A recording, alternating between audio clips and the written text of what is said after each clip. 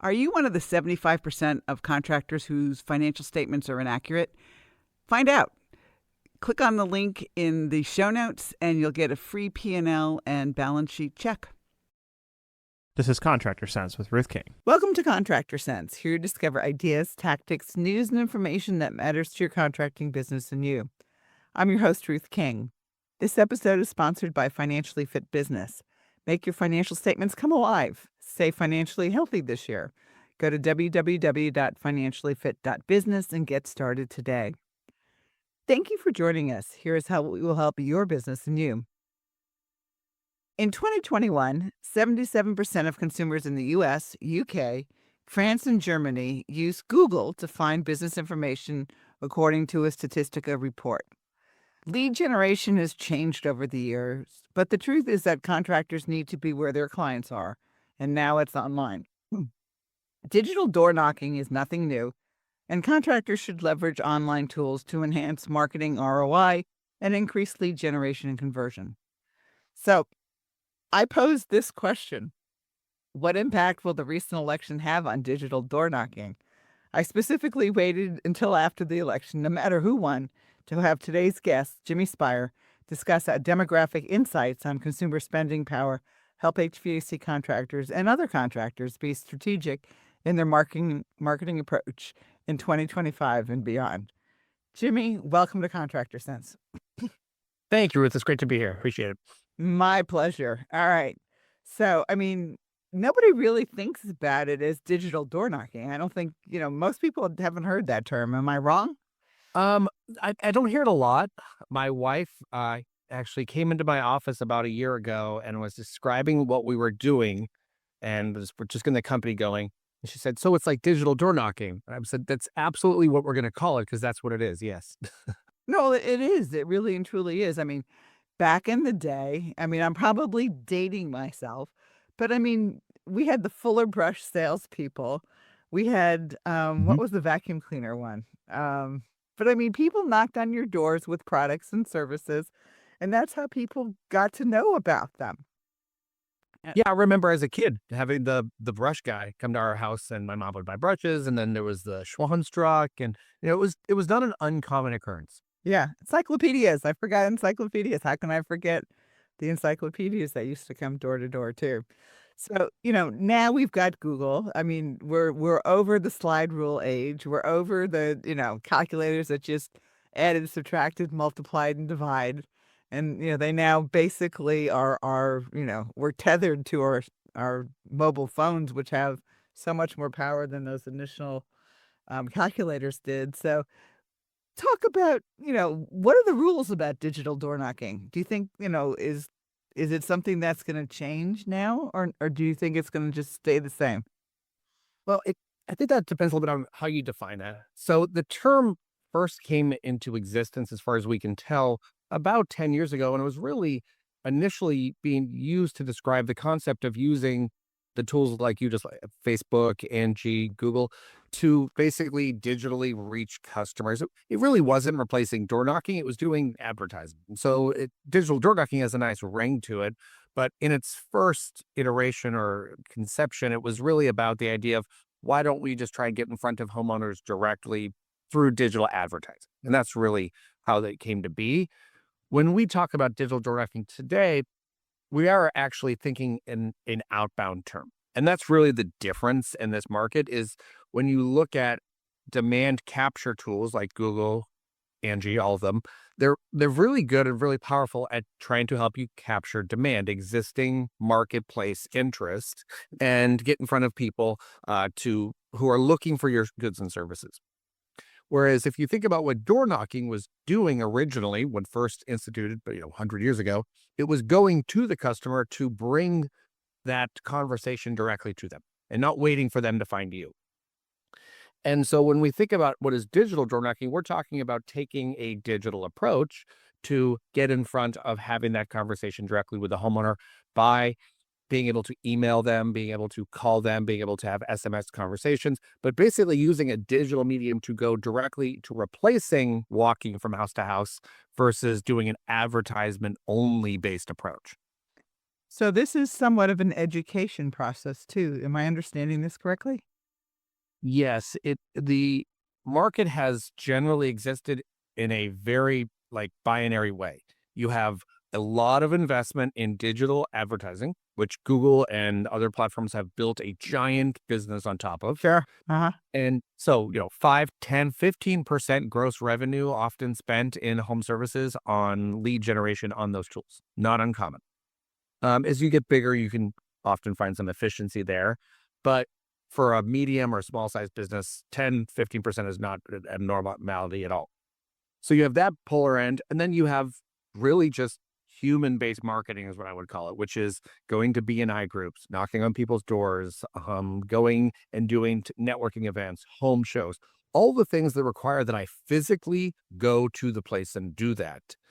And so the education is in this concept in the middle where it says we want direct conversations with homeowners, but you don't necessarily have to leave the office to elicit that or initiate that conversation because you should be able to get in touch with the homeowner directly through all these other channels without waiting for them to find you.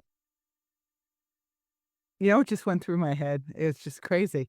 But we need an AI avatar with somebody's name on it to be able to have a conversation and have it sound like a conversation.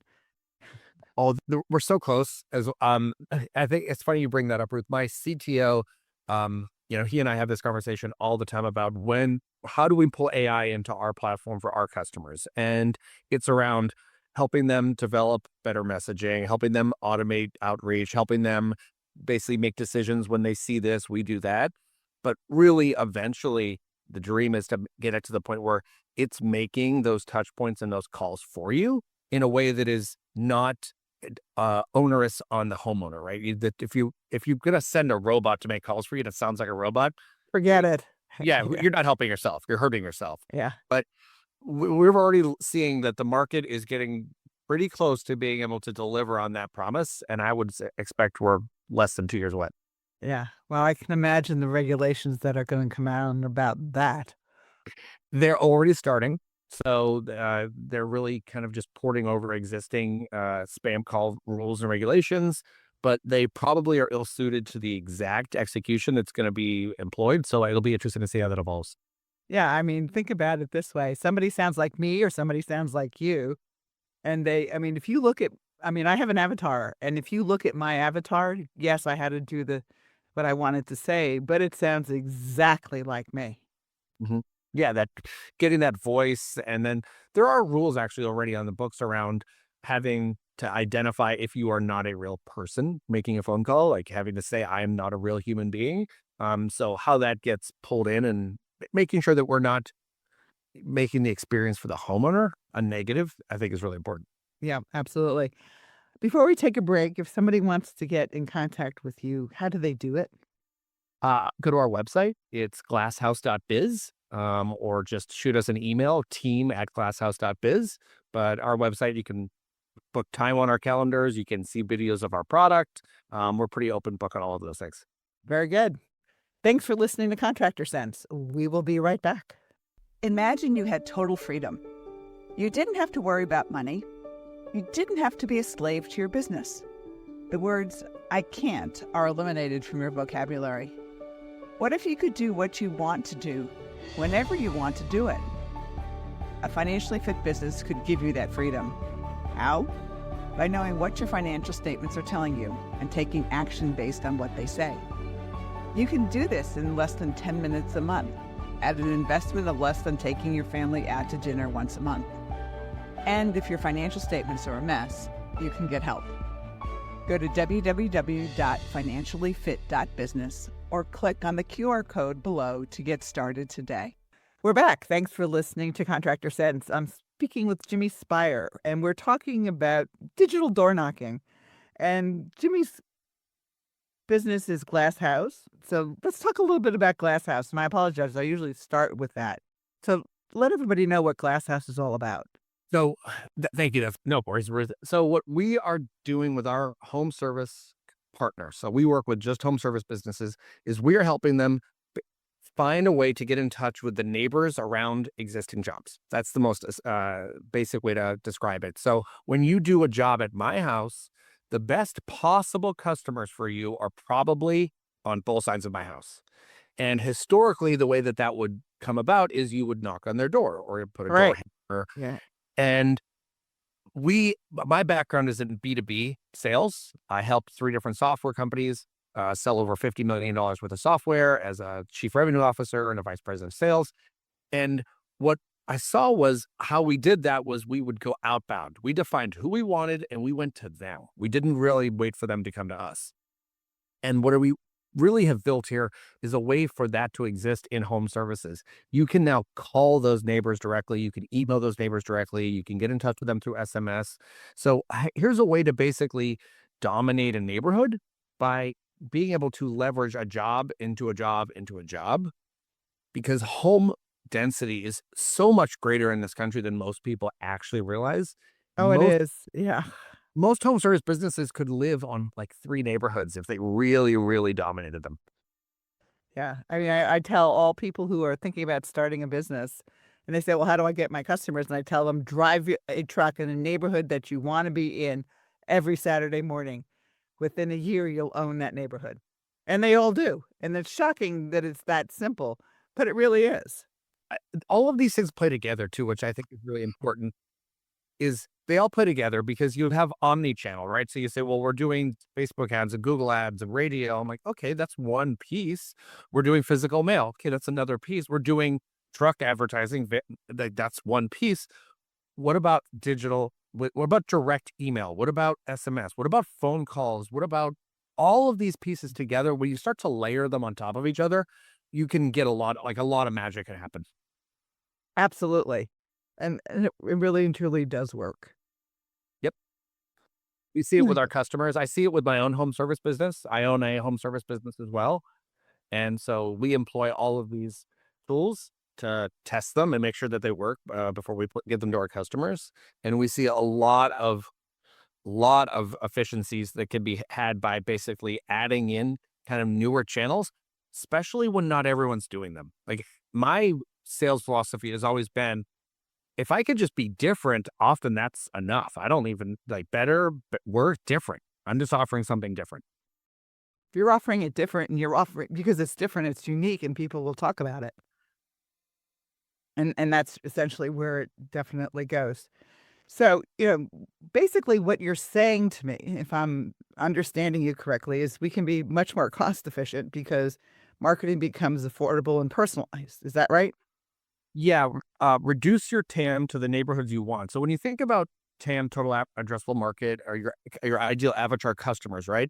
Everyone kind of knows the neighborhoods they want, but being able to efficiently target them when you think about doing Facebook and Google ads, that's not super targeted. It's all of Nashville for where I live. It's not my 3 neighbors next to this house that I want to get in touch with. So when we can really, really hone in on that targeted approach, then we can get a lot of efficiencies, and we can look at taking cost per lead from 75, 150, $250 to like $5, $8. And when you can do that, you can really bring your total return on your ad spend way better under control, because we don't really say turn off those other channels. We just need to make them like give us more bang for our buck by taking every inbound lead and turning it into 2. Got it. Or 3 or 4, Or, depending on yeah, heck yeah, 3 or 4 all day. Well, think about it. If you get a lead, in 123 Main Street, what's it 124 across the street? What's it 125 next door or 121 next door? I mean, you should be able to take that one lead and basically do it everybody around there, right? That's the ideal scenario, right? The best customer for me is right next door to my existing customer. Mhm. And that works because your customers are nosy. They already saw you. I mean, all these things, like you said, they saw your van. You have a reason to reach out. You have a reference point that is like, this is not a cold outreach at this point. If you have all these things to Mhm. reasons to call, it's pretty warm outreach. Well, not only that, it's very likely that after that van leaves, your neighbor is going to go knock on your customer's door and say, "Hey, I saw that van in your driveway. What's going on?" And then imagine they got an email from you that same day, and then they got a phone call from you tomorrow, and you're like, "Hey, thanks for calling. I'm really appreciate that. I do need that because my house ages at the exact same rate as my neighbors, and my windows get dirty at the exact same pace that theirs do." Or worse, because they have 6 dogs. So, I mean, yeah, I mean, it makes it very easy to market in a very specific neighborhood. So, what do you say, and I'm playing devil's advocate here right now a little bit. We have somebody who's pretty new in business. They get a customer who's gone to their website and they're an hour away, and they don't service somebody an hour away. What would you tell them? Would you tell them no? So I've recently gone through this exact same experience. So I said, we own a home service business. My wife and I bought a home service business in the past year as part of supporting Glass House in terms of having a place where we are using our own tools, right? That was really important to me because my background is in software sales, not in home services. And so I need to understand my customers at a super deep level and be one of my own customers. And so we went through this exact experience here in Nashville. It's a window washing business. Do we want to drive an hour and a half when we launched the business for a job? And what we decided was that the answer was was generally yes, but it was within a specific range. So we basically said we will go out to like about an hour and a half away.